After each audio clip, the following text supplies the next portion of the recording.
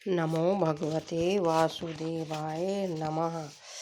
भक्तों, हम श्रावण कृष्ण पक्ष एकादशी व्रत की कथा का श्रवण करेंगे। कामिका एकादशी। कुंती पुत्र धर्मराज युधिष्ठिर कहने लगे कि हे भगवान, आषाढ़ शुक्ल पक्ष देवसैनी एकादशी तथा चतुर्मास महात्म मैंने भली प्रकार से सुना। अब कृपा करके श्रावण कृष्ण पक्ष एकादशी का क्या नाम है सो कहिए। श्री कृष्ण भगवान कहने लगे कि हे युधिष्ठिर, इस एकादशी की कथा को एक समय ब्रह्मा जी ने नारद जी से कहा था।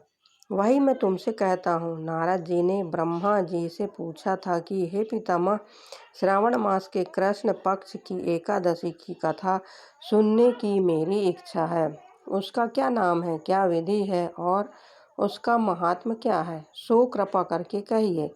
नारद जी के ये वचन सुनकर ब्रह्मा जी ने कहा कि हे नारद, लोकों के हित के लिए तुमने बहुत सुंदर प्रश्न किया है। श्रावण मास की कृष्ण पक्ष एकादशी का नाम कामिका है।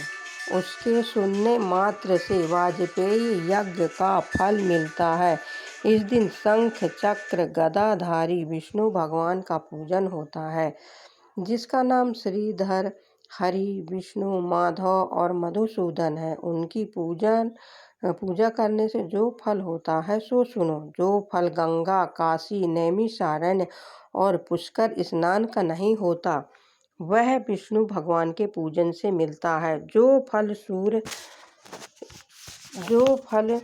सूर्य व चंद्र ग्रहण पर कुरुक्षेत्र और काशी में स्नान करने से, समुद्र वन सहित पृथ्वी का दान करने से, सिंह राशि के बृहस्पति में गोदावरी और गंडकी नदी में स्नान करने से भी प्राप्त नहीं होता, वह भगवान के पूजन से मिलता है।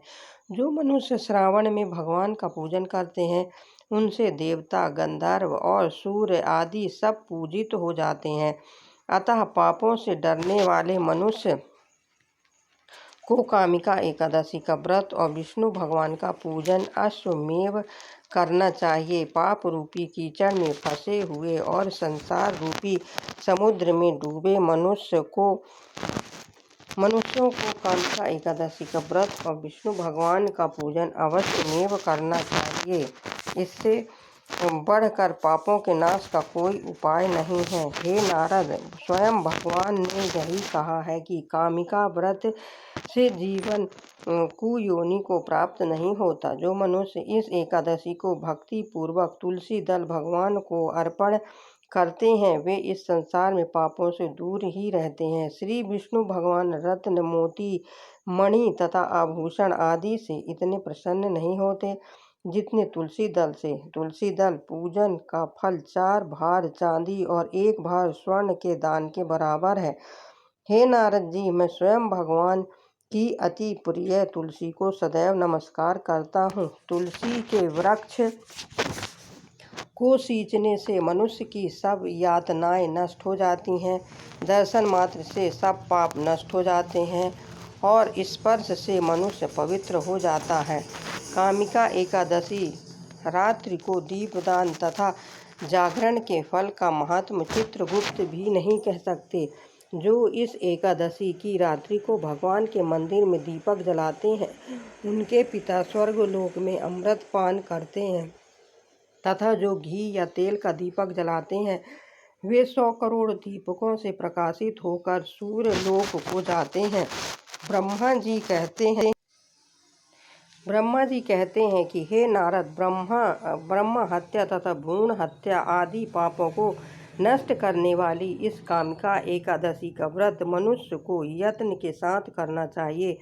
कामिका एकादशी के व्रत के महात्म को श्रद्धा से पढ़ने या सुनने वाला मनुष्य सब पापों से छूटकर विष्णु लोक को जाता है।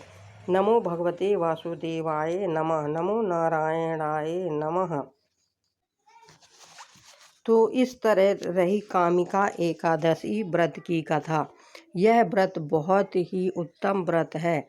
इस दिन फूल पत्ती भी नहीं तोड़ना चाहिए। पहले तुलसा पत्र भी नहीं तोड़ते हैं, पहले से तोड़ के रख लेते हैं। किसी जीव जंतु को हानि नहीं पहुंचाते हैं। बहुत शुद्धता और पवित्रता के साथ इस व्रत को रखा जाता है। यह व्रत बहुत ही कल्याण करने वाला है। इस दिन अनाज खाना वर्जित रहता है। अनाज का सेवन नहीं खाना चाहिए। यही प्रार्थना करते हैं हम कि श्री हरि विष्णु सब पर कृपा बनाए रखें। नमो